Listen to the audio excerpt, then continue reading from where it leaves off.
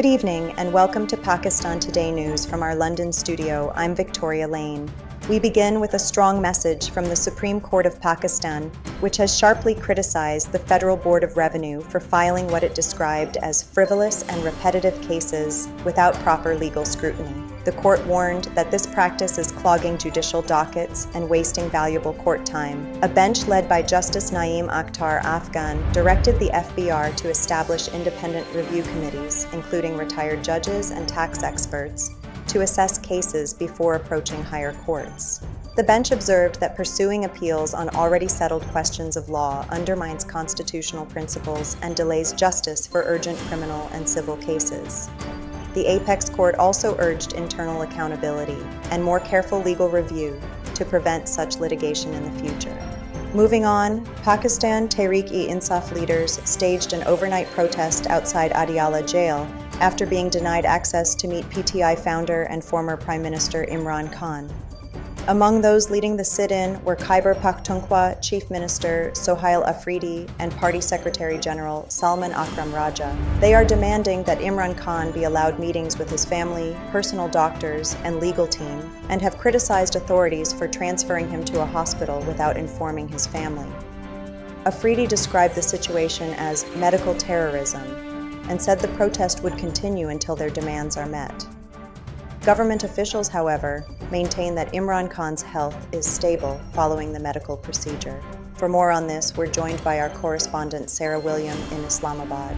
The protest outside Adiala jail remained peaceful overnight, with PTI leaders vowing to maintain pressure on authorities. She says the party is calling for greater transparency regarding Imran Khan's medical treatment and detention conditions. Officials insist all procedures were conducted in line with medical advice and security protocols. Meanwhile, political analysts warn the standoff could further heighten political tensions if dialogue does not resume soon. Thank you, Sarah. Turning now to the economy, the Khyber Pakhtunkhwa government has appealed to the federal government for urgent assistance following a prolonged closure of trade at the Pakistan-Afghanistan border. Officials say the suspension of cross-border commerce since October has led to a 53% drop in provincial revenue. Infrastructure development cess collections have fallen from Rs 7.42 billion to Rs 3.48 billion in the current fiscal year, placing significant financial strain on the province. KP authorities have formed a revenue review committee and are seeking a high-level meeting with federal stakeholders to address stranded consignments, stalled payments, and broader economic challenges. They warn continued disruption could slow economic activity and worsen liquidity pressures in the region. In aviation news, direct air connectivity between Pakistan and Bangladesh has been restored after a 14-year gap. A Biman Bangladesh Airlines flight from Dhaka landed at Karachi's Jinnah International Airport on Thursday night and was welcomed with a traditional water cannon salute. The twice-weekly service under the winter schedule is being described as a historic milestone, expected to boost tourism, trade, and people-to-people ties. Officials in Islamabad and Dhaka say the move reflects warming relations after years of strained ties and prolonged negotiations. As Lahore prepares for the Basant Festival starting February 6th, vendors and kite-flying enthusiasts are facing serious supply bottlenecks. Shortages of kites, strings, and spools persist, while delays in the online permit system are slowing licensed sales and imports. Traders fear price hikes and limited availability could dampen celebrations.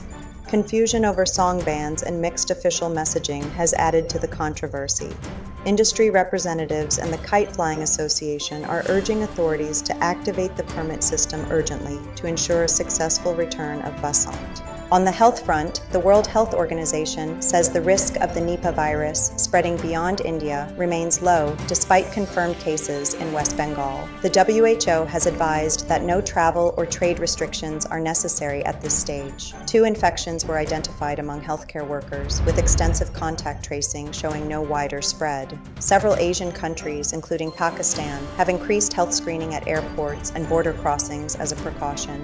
Health officials stress vigilance and early detection, noting that Nipah is a deadly virus with a high fatality rate and no available vaccine.